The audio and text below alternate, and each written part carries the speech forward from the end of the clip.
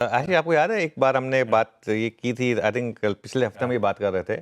ये हमने एक व्यू लिया था कि अब डोनाल्ड ट्रंप का ये जो इम्पैक्ट है ये खुद इन पे आएगा।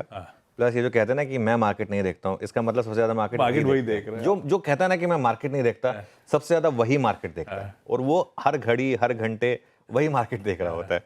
ठीक है, तो ये क्या होता है, कई बार आप नाच रहे होते हैं, आपको पता नहीं होता कि आप अपनी बर्बादी में नाच रहे हैं। तो ये बेसिकली एलॉन मस्क के साथ यही हुआ है ना, और भी बाकी कई लोग हैं उनके साथ यही हुआ। 5 बिलियनर्स हैं, 5 बिलियनर्स जिनको $210 बिलियन का लॉस हुआ है। जब से ट्रंप के शपथ ग्रहण में वो शामिल हुए हैं, तब से 5 बिलियनर्स को $210 बिलियन का लॉस हुआ है। उसमें नंबर 1 पर हैं हमारे एलॉन मस्क साहब, $148 बिलियन का लॉस हुआ उनको। जी हाँ, $148 बिलियन का लॉस हुआ है। ये हैं मस्क साहब को। जेफ बेजोस जो हैं, इनको कितने का लॉस हुआ है? $29 बिलियन का।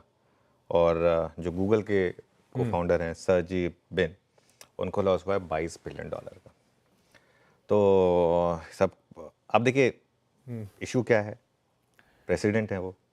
अब ये भी नहीं कह सकते हो कि आपकी वजह से मैं लॉस हो गया, ये कड़वा घूंट पीना पड़ेगा। और ये सब मतलब जो होता है ना कि थोड़ा सा अपने बिजनेस पे फोकस करें सब लोग, और ये सब चीज़ें तो होती रहेंगी। देखिए, पॉलिटिशियंस की ना दोस्ती अच्छी ना दुश्मनी अच्छी, है ना। अपने बिजनेस पे फोकस करें। कितने पॉलिटिशियंस ऐसे हैं आशीष जो दूर रहते हैं इन सब चीज़ों से। ठीक है, आप पावर के राइट साइड पर हैं, आपको हो सकता है कि कुछ थोड़ा सा बेनिफिट उसका मिले, थोड़ा सा ये सब चीज़ें हों, लेकिन लॉन्ग टर्म में ना ये सब चीज़ें इवन आउट हो जाती हैं। लॉन्ग टर्म में सब चीज़ें इवन आउट हो जाती हैं, और यही हुआ है। और एलन मस्क का जिस तरीके से वेल्थ डिस्ट्रक्शन वजह से हॉर्मस भी बता रहे थे, तो वो क्लियरली बता रहा है। लेकिन पता है इसमें, इन सब में ना मैं आपको फिर एक चीज़ बताऊँ, इंडियन मार्केट के लिए आपको मौके ढूंढने होंगे। अब ये साल ना मुझे लग रहा है सबको सरप्राइज करेगा, 2025।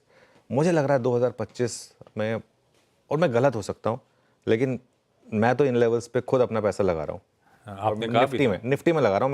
मैं तो खैर अपफ्रंट क्लियर कर देता हूँ, मैं तो जो भी करता हूँ निफ्टी ETF या निफ्टी जूनियर ETF में, तो मैं तो खुद अपफ्रंट में बता रहा हूँ कि दोनों में 50-50 दोनों में 50-50 दोनों में 50-50 मैं तो कह रहा हूँ इस इन लेवल्स पर, विद द नॉलेज कि और अगर बेयर मार्केट गहराई तो और नीचे आ सकते हैं हम, लेकिन इससे अच्छे लेवल्स मेरे ख्याल से लॉन्ग टर्म इन्वेस्टर्स को मिलेंगे नहीं। तो ये एक व्यू है मार्केट के ऊपर।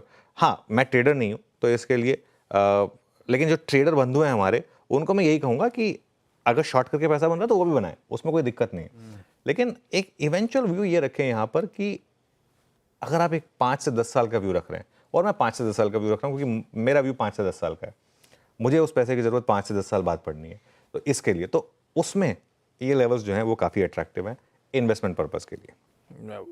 ये